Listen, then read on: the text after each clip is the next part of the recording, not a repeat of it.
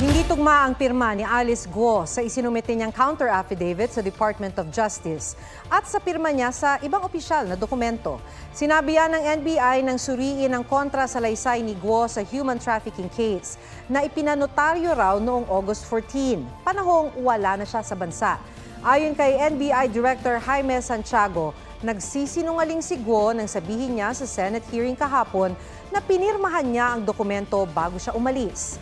Ikinumpara raw ito sa pirma ni Guo sa Senate attendance noong September 9 at ilang dokumento. Sabi ni Senator Risa Ontiveros, dapat managot hindi lang si Guo, kundi maging ang kanyang abogado.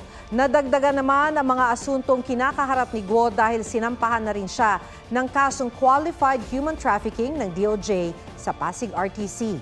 Kaugnay naman sa lumabas na unverified information na may dating PNP chief na nasa payola umano ni Guo, sinabi ni PNP spokesperson Colonel Jean Fajardo na may mga pangalang iniimbestigahan ng PNP kaugnay ng pagtakas ni Guo.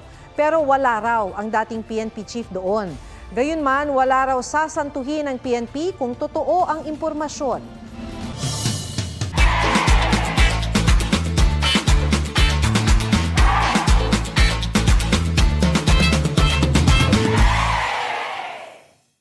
Huwag magpahuli sa mga balitang dapat ninyong malaman.